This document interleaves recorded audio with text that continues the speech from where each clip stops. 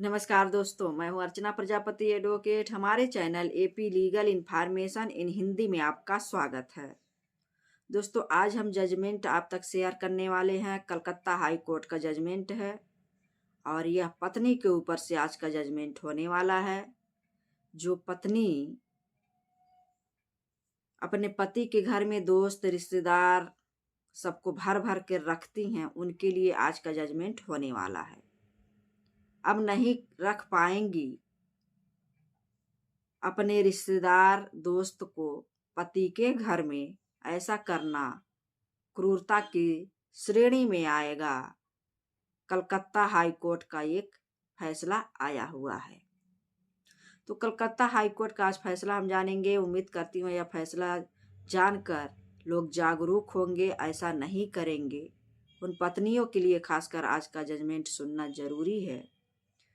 और इसमें पति जो है पत्नी से तलाक भी पा जाता है। इस जजमेंट में किस आधार पर पाता है, क्रूरता की श्रेणी में वह क्या दिखाया है कि वह क्रूरता करती है, जिसके आधार पर वह तलाक पाता है। अगर पत्नी द्वारा क्रूरता किया जाता है, वह क्रूरता क्या किया है जिससे आधार बना है तलाक का। इसको स्किप नहीं करना है, न कोई बात आपको समझ में नहीं आने वाला है। दोस्तों, हमारे चैनल पर आप नए हैं तो like share subscribe all button click कर लीजिएगा, क्योंकि ऐसे ही कंटेंट हम आपके लिए लाते रहते हैं। और वीडियो अच्छी लगती है तो अपने लोगों में शेयर करना मत भूलिए, जिससे लोग जागरूक हो सकें। बार बार गलतियों को दोहराना पनिशमेंट की ओर बढ़ाया जाता है। कानून के दायरे में आप आ जाते हैं और आपको पनिशमेंट मिलने लगता है। तो कहीं कहीं क्रूरता की श्रेणी का जो जिक्र किया गया है, वर्णन किया गया है, वह 498A के तहत जो पत्नियां एलिगेशन पति और रिश्तेदारों पर उनके लगाती हैं, कोई कोई सही रहता है और मैक्सिमम देखा जाए तो बहुत लोग पीड़ित भी रहती हैं और कहीं कहीं गलत लोग भी इसका इस्तेमाल इस धारा का करते भी हैं। 498A जो क्रूरता दहेज उत्पीड़न जिसको कहते हैं, क्रूरता की श्रेणी में आता है, यह लगाया जाता है लोगों पर। तो यही आधार पति भी लिया है। यह धारा 498 जो है दोनों पर कार्य करता है। पति भी लगा सकता है पत्नी पर और पत्नी भी पति पर लगाती है। दोस्तों, 498 का ग्राउंड इसमें यही बना है कि एक पति महोदय रहते हैं। इसमें केस टाइटल हम जान लेते हैं कि केस टाइटल जो रहता है वह धीरज गिन्नी बनाम श्रीमती तन्नू मजूमदार।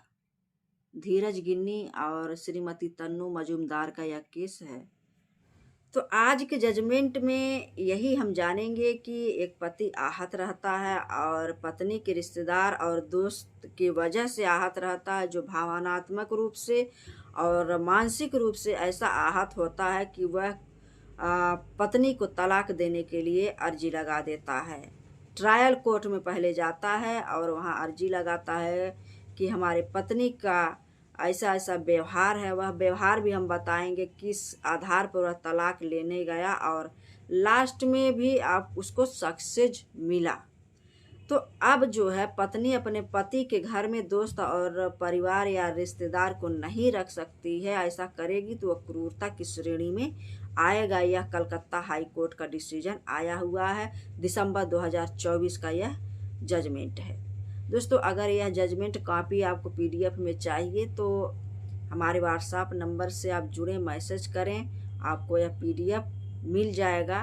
यह अपॉइंटमेंट लेकर आपको करना होगा मैसेज के द्वारा कि आपको कॉपी PDF में चाहिए, तो हम आपको सेंड कर देंगे वह PDF डाउनलोड करके, या हम रखे हैं उसको जजमेंट को, वह सेंड कर देंगे। आप कहीं भी आप उसको इस्तेमाल कर सकते हैं।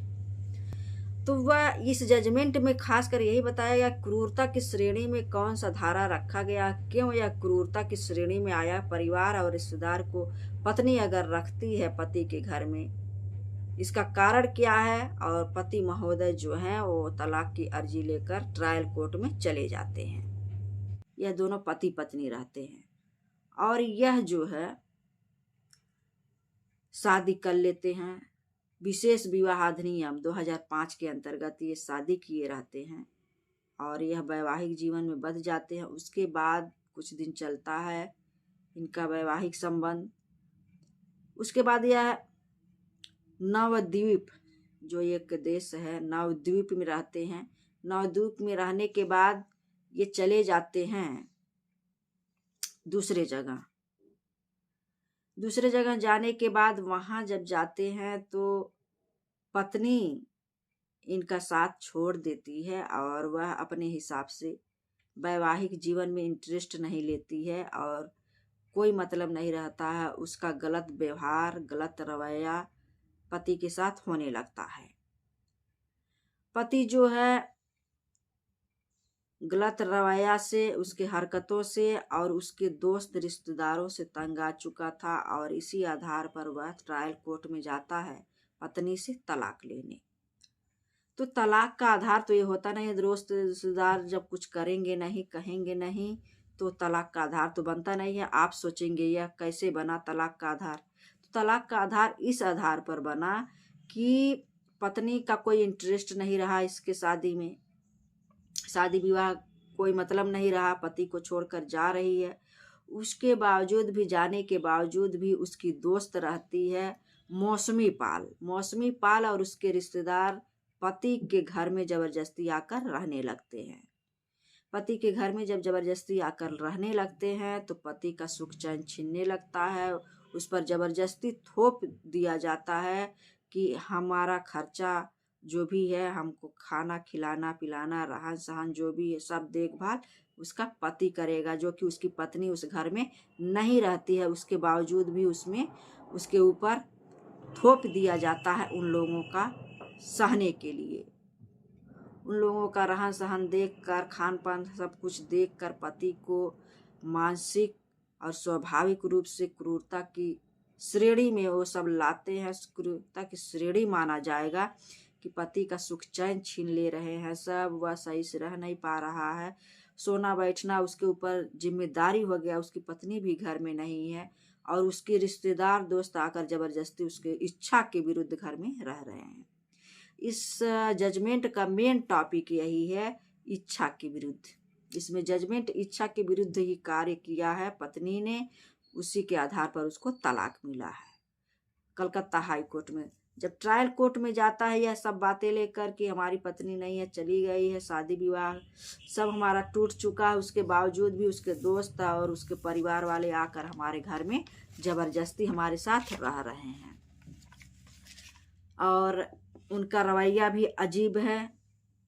उनकी वजह से हमारे मानसिक और स्वाभाविक रूप से हमको दिक्कतें हो रहा है, भावनात्मक रूप से दिक्कतें हो रहा है, जो तलाक का आधार बनता है 498A के अंतर्गत उसके श्रेणी में आता है। अगर ऐसा पत्नी करती है क्रूरता, अपने रिश्तेदारों को, अपने दोस्तों को भर भर के जिम्मेदारी सौंप देती है अपने पति पर कि इन्हीं को देखना, इनके घर में जाकर रहो जबरदस्ती, हम रहें या ना रहें, तो एक क्रूरता की श्रेणी में आता है। और इसी को ट्रायल कोर्ट में जब पति जाता है कि इस आधार पर हमको पत्नी से तलाक चाहिए, तो वहाँ कोर्ट क्या करता है, इसके तलाक को नामंजूर कर, खारिज कर देता है, तलाक की अर्जी को खारिज कर देता है। पत्नी कहती है ऐसा कुछ नहीं है, इसके घर वाले हमें मारे पीटे थे, झूठ में अपने बचाव में कहती है, और ये सब क्रूरता की श्रेणी में आते हैं, हम नहीं। तो यहाँ जो है ट्रायल कोर्ट इसको खारिज कर देता है मामले को। तो इसी मामले को लेकर पति जो है अपील करता, हाई कोर्ट कलकत्ता चुनौती देता है इस मामले को कि जो सच्चाई है उसको एक्सेप्ट नहीं किया गया, खारिज कर दिया गया, तो इसको चैलेंज करता है।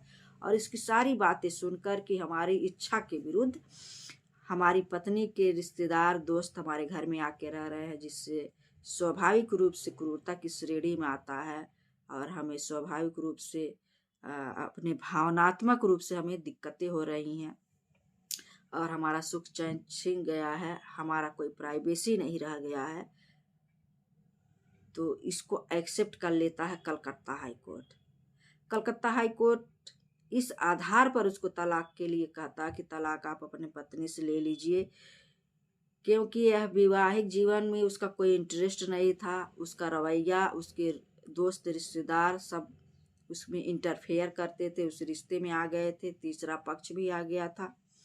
तो ये सब देखते हुए जो क्रूरता की गठन करती है, ऐसे लोग साथ उसके हो गए थे। तो पति को तलाक मिल जाता है पत्नी से और आदेश हाईकोर्ट दे देता है। तो इसमें जजमेंट में यही दर्शाया गया कि क्रूरता क्यों बना। क्रूरता इसलिए बना कि इच्छा के विरुद्ध। पति अगर नहीं चाहता कि हमारे घर में कोई पत्नी के रिश्तेदार आए, दोस्त आए जो हमारे वैवाहिक जीवन में सुख समृद्धि में खलन डाले, जिससे हमारी सुख चैन छीन जाए, बिना वजह का हमारे ऊपर भार पड़े और हमारी इच्छा नहीं है, तो आप ऐसा पत्नियों को खासकर कि ऐसा नहीं कर सकती हैं, आप क्रूरता की श्रेणी में आएंगी। क्रूरता की श्रेणी में आएगा जो 498 यही बताता है कि वैवाहिक जीवन के अंतर्गत रिश्तेदार द्वारा, दोस्तों द्वारा जो इंटरफेयर किया जाता है और पत्नी का रवैया, ये चारों तीनों मिलकर इस तरह से अगर किया जाता है तो वह क्रूरता की श्रेणी में आएगा या तलाक का आधार बनता है कि आप अपने पति की इच्छा के विरुद्ध उसके घर में किसी को आप नहीं रख सकती हैं। इस आधार पर वह तलाक की मांग कर सकता है। आखिरकार वह तलाक प्राप्त भी कर लिया हाईकोर्ट कलकत्ता से। तो यह जजमेंट उन पत्नियों के लिए, ऐसा ना करें कि आपका पति नहीं चाहता है कि हमारे घर में उसके रिश्तेदार आके अपनी